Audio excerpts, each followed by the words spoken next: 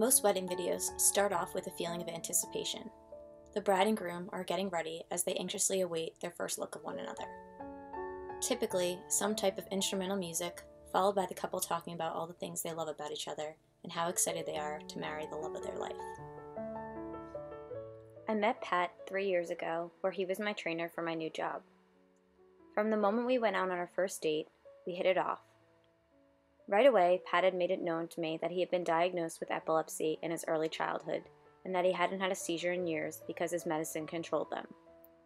I thought he was so handsome, funny, smart, and his smile and infectious laugh could light up an entire room. He loved Bruce Springsteen, fishing, his job, and his family. He was deeply in love with me, as I was with him. Right from the beginning, we had talked about our future together, from houses to marriage to kids. We never once took our love for granted because we knew how special it was. Our relationship grew over time, and on December 22nd of last year, Pat asked me to marry him. I was so overwhelmed with joy and happiness, and immediately said yes. It was at this moment my life had been made complete. We immediately began looking for wedding venues. How perfect would our wedding be there? Perfect.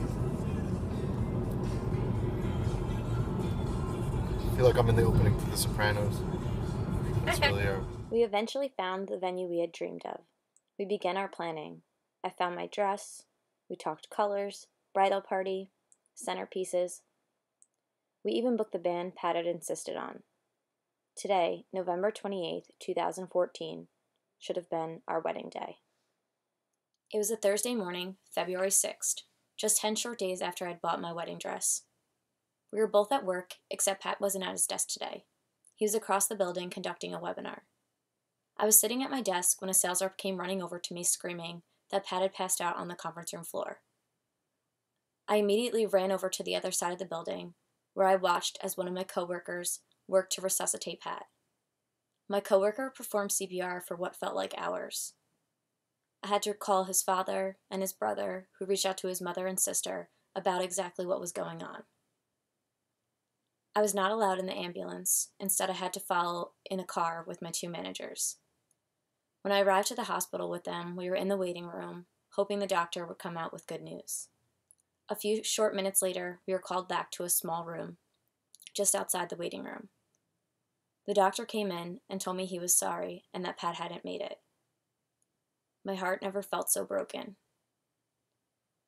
A few minutes later, my mother and my sister arrived, and I asked the doctor if Pat had died from a seizure.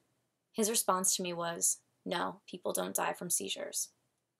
We would later learn that Pat's cause of death was SUDEP, sudden unexpected death in epilepsy. Pat and I were going to write our own wedding vows. Instead, I'm here writing to you. I will never know why this happened to Pat, but I can vow to him now that myself, along with his family, want to make it known what happened to him. Pat had stopped taking his medicine just a year before he passed away, and maybe he wouldn't have if he knew that SUDEP was a possibility. November is Epilepsy Awareness Month, so I find it important to take his story, make it known, and for more people to understand just how common epilepsy and SUDEP are. 65 million people suffer from epilepsy worldwide. 1 in 26 people will develop epilepsy in their lifetime. 6 out of 10 people with epilepsy cause is unknown. 1/3 of people with epilepsy will have uncontrollable seizures because no available treatments work. Then there's the harsh reality that most doctors won't tell their patients. The harsh reality that myself, along with Pat's family and friends, learned all too devastatingly. 1 in 1,000 people with epilepsy will die from SUDEP each year. If you or someone you know has epilepsy, don't be afraid to ask questions. I will love Pat forever and do whatever I can to honor him.